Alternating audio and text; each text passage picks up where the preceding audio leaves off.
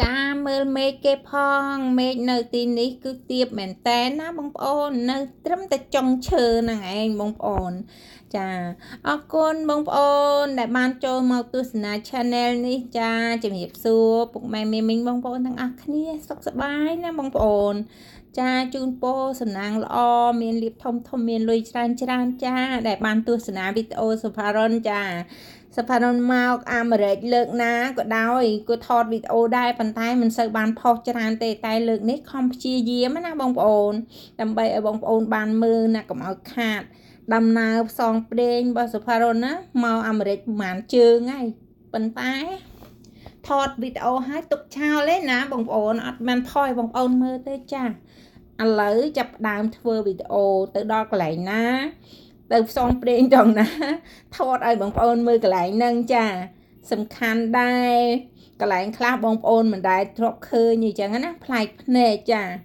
នេះខ្ញុំចាប់ផ្ដើមចូលនៅទីក្រុងតូចចាទៅទីក្រុងតូចម្ដងមើលវាប្រហែលដែរបងប្អូនធ្វើដំណើរបដាហើយចាទីក្រុងមិនទាន់ដល់ទេនេះគឺនៅតាមផ្លូវនៅឡើយណាបងប្អូនប៉ុន្តែមើលទៅដូចរៀងសមគួរហើយណាបងប្អូនផ្ទះគេក៏ល្អស្អាតច្រើនទេសភាពក៏ស្អាតប៉ុន្តែមេឃវារៀងទៅថាធម្មតាទេតែខែត្រជាក់ធ្លាក់តកកហ្នឹងវាពពកហ្នឹងវាបាំងព្រះអាទិត្យខ្លះហើយចាវាមិនសូវឲ្យឃើញយើងឃើញច្បាស់ទេអញ្ចឹងមើលទៅព្រិលណាបងប្អូនប៉ិនបើអាចមើលបានណាបងប្អូនតស៊ូមើលទៀតហ្នឹងហើយបងប្អូនឃើញទេដើមឈើជ្រូស្លឹកអស់អាលីងហើយចាវានៅតែតកកធ្លាក់មកពេញដើមឈើទេចាបងប្អូនសម័យមុននៅស្រុកយើងដើមឈើមានគេហៅចុះអាប់នៅស្រុកខ្មែរយើងណា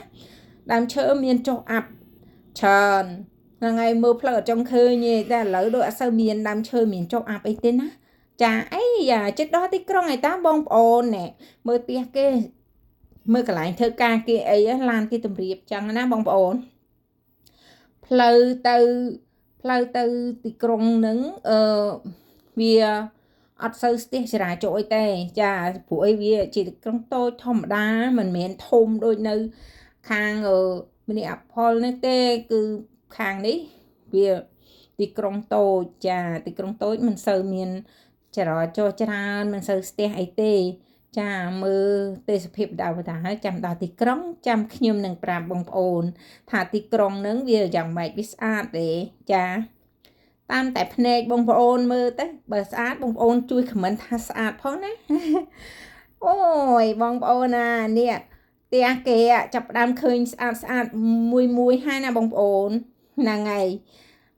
ចូលដល់ទីក្រុងហើយតើបងប្អូននេះគឺជាទីក្រុងណាចាទីក្រុងតូចប៉ុន្តែស្អាតហ្នឹងហើយមើលទៅគួរសមដែលនឹងចង់រស់នៅប៉ុន្តែផ្ទះនៅទីក្រុងមិនថោកទេណាបងប្អូន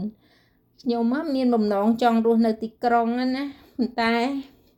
បែរជាមកបាននៅឆ្ងាយជាងទីក្រុងបន្តិចចាមិនអីទេបងប្អូនចាប់អារម្មណ៍បងប្អូនចង់នៅទីក្រុងអីបងប្អូនខមមិនមកណាអ្នកនៅទីណាក៏មានសេចក្តីសុខដែរបើសិនជាការបំណងពងប្រាថ្នារបស់យើងណាអរគុណចាបងប្អូនជំរាបលាបាយបាយ